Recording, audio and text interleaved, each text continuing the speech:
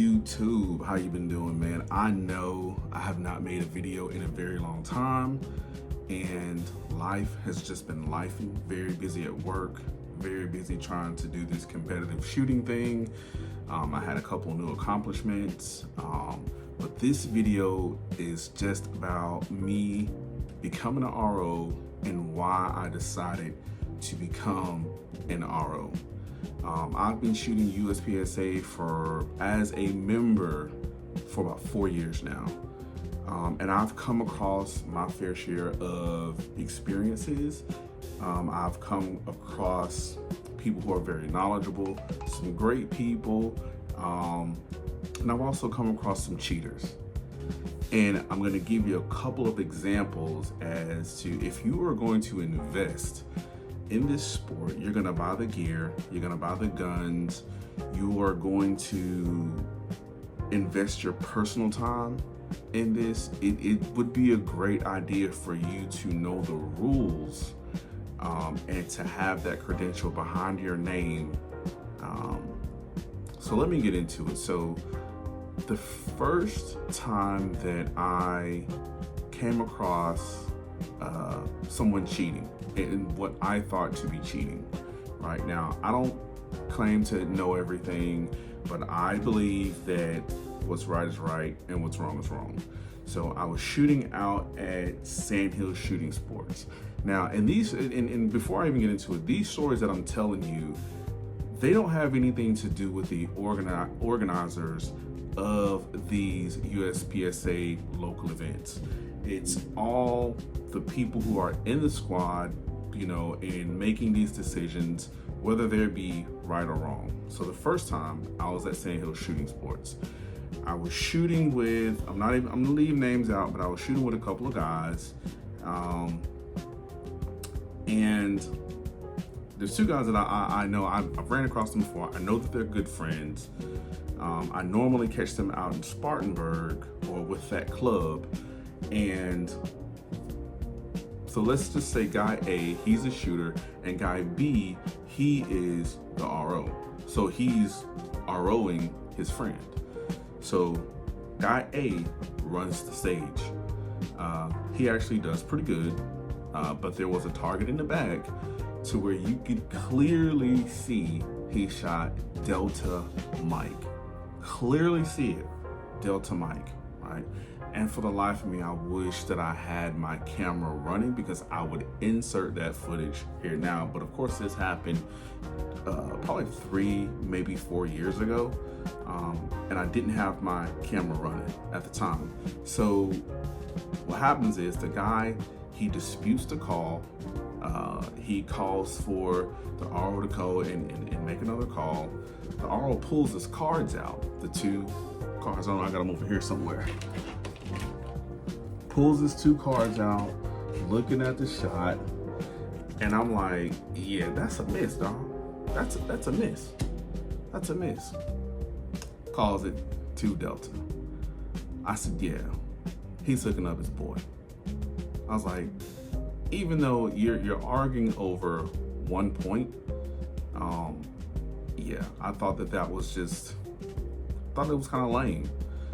The second time I was out at the Clinton House Plantation, and again, this has nothing to do with the event coordinators, organizers, or the Clinton House itself. That is a great place to go shoot. Those matches fill up fast. So the second time, I was actually running the tablet, and again, two friends, they, again, guy A comes up and he's shooting. Guy B is the RO. I was a scorekeeper. So it was maybe a 4 target classified, 4 or 5 targets. I don't remember. This was a while ago too. And so he starts the timer. The guy draws the weapon. He shoots, and on the second target, he shoots a mic. The guy B, who's the RO, stops him. And he says, oh, you drew your weapon before I started the timer. And he looked at me and he was like, right? I was like, no. You hit the timer, he started, he shot a mic. Now at the time, I was not an RO. I did not know the rules like I thought I should know the rules. At that time, it was just, I want to have fun. Just like now, I want to have fun. I decided not to put all the pressure on myself with trying to class up and all that stuff. Just go out with your buddies, tell some lies and have fun. But back to this guy. So he looks at me and I'm like, no. He ran the stage as the stage brief says he should. He shot a mic, he stopped. You should score the stage as it is, because he stopped shooting, he made his gun clear, and then he holstered it. So I said, you score it as the stage is. No, he reshot the guy. And it really just, like, really guys, no one is getting paid out here. No one is getting any endorsements. Now, a few guys might get some help from companies. They may get holsters, ammunition, but these guys were not. It was clear that they were not. If they feel like they got to cheat just to class up, in my opinion, what are you cheating for? Just to have that letter behind your name? It doesn't make you any better shooter because you're not working for it. You're cheating for it. So, yeah, that really put a bad taste in my mouth. That really made me think to myself, like, I'm not going to put myself in a situation where some guy who I may not be friends with, I may have words with, and he decides to, screw me over on some points, or if I challenge something because I don't know the rules. And I think it's very important that you should know the rules. If you're investing in this sport, you should know the rules. But yeah, I just didn't I wanted to understand it more. If you're going to invest this amount of money, you should understand something more. And now we just came back from shooting a match. I'm not going to say where. I'm not going to give any indicators of where, how, what, or whatever. I'll just tell the story like it is, right? So now at this point, I am an RO. And I got certified maybe 2 months ago, but I've been around it for a while now, for 4 years. So I got a clue of what's going on. And now that I'm an RO, I've been through the rule book several times, so I understand it a lot better than I did. So I am, it's the second stage of the day. We have another guy out there that I could kind of tell when I may have an issue with someone, and I try to be as nice as I can, but I can kind of tell when I'm going to have an issue with someone. So a guy I'm an RO, he's an RO, but as a scorekeeper, and I'm actually running the stage. So a guy comes up, he's shooting a revolver. The stage is planned so you can start anywhere in a shooting area.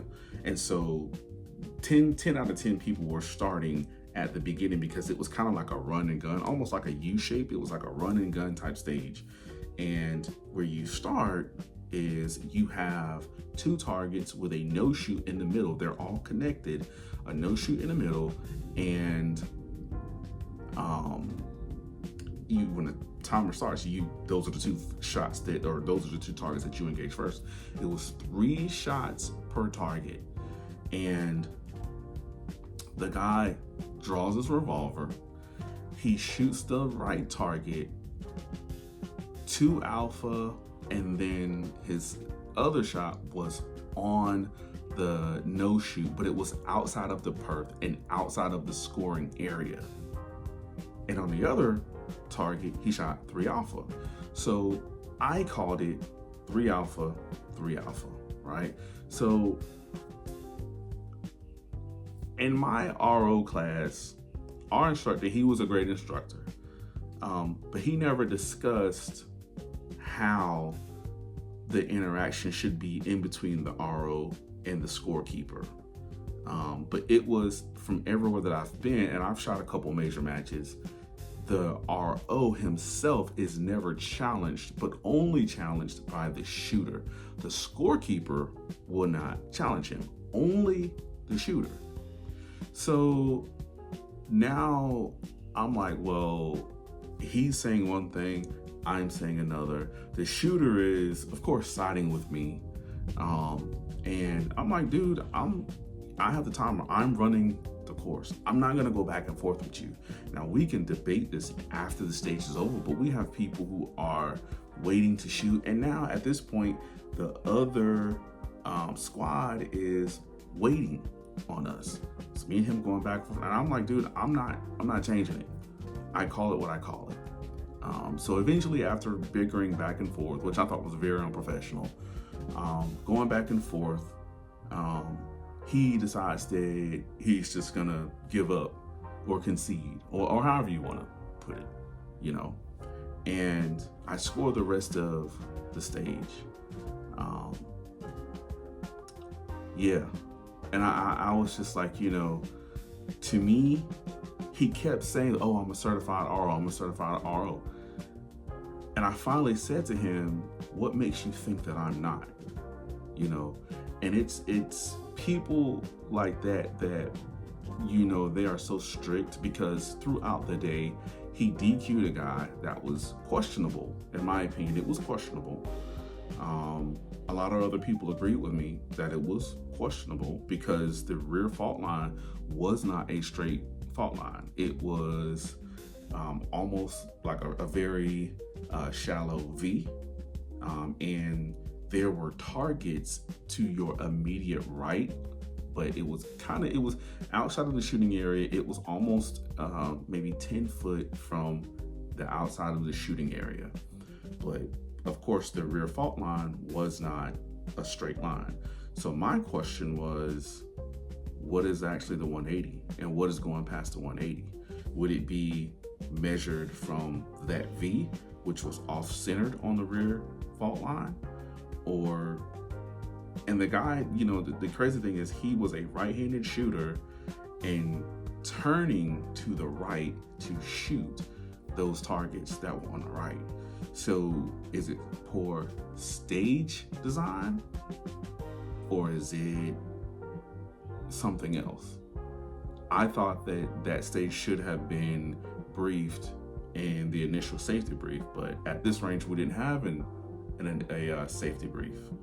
Maybe that's just the way it's ran there. I don't know. This was my first time being there. We were out of state, but it is what it is, you know. But that's kind of why I think that if you were going to invest in USPSA or any kind of competitive sport where you're buying your own gear, you should definitely, if they have some type of officiating classes to where you could become some type of officiator, you should definitely invest in it. Take the time, learn the sport from a different angle and understand it better. And don't allow these people to cheat in these, you know, because it just takes the fun away. You know, we're all out there, you know, we go out there with our friends to have fun and tell lies on how great we are. But people like that, you know, when you step up to you step into the shooting area and you're like, Jesus, this guy's very strict. He already DQ'd someone. And the thing is like I said, this was one of those matches that I guess they do it on an annual basis. And you have people from all over I would say the Southeast, because I know I drove 5.5 hours to get there. I don't know where this gentleman that he DQ'd drove from, but I drove 5.5 hours to get there. And you pay the money to get there. You invest in gas, you invest in lodging, and you come to the shoot 2 stages and they DQ you. I just thought that was just, come on, you as an RO, you should have given him a warning as he was shooting the stage. Now, if he had violated the 180 egregiously, then yes, you know, DQ him. Take him to the match director. Hey, I'm DQing him for this, you know. But as I understand, he didn't even take the guy to the match director. He just said, "Oh, you're DQ'd," and I did not agree with that. I did not agree with that at all. But as when him and I had our altercation, I told him, I said, hey, if you are the RO, I would not challenge you. I would consult with you. I would point out things to you, but I'm not going to challenge you on the stage. And that's kind of where I got offended that he wanted to challenge me in that way. Respect takes you a long way. And I kind of felt disrespected. Do I have soft feelings or no, not at all. Not at all. But I think that our altercation really kind of made me feel like he thought that he knew more than me, or maybe even better than me. I don't know. But anyway, man, that's my, I guess, welcome back video, or I don't know. This is going to be my first video. I'm going to try to keep this thing going because a buddy of mine, the comms guy, he probably checked his YouTube channel out. He tells me, man, you got the knowledge, man. You need to do it. Just plug the camera up and just start talking. So that's what I'm doing. I just plug the camera up, tell you about my journey to becoming an RO, and why I think if you're going to be a USPSA shooter, you should become an RO and learn the rules. Know how a stage should be ran, know how stages should be planned, the layout, and all that good stuff, man. But other than that, YouTube, man, y'all be good. See y'all on the range. And all that good stuff, man. Y'all peace out.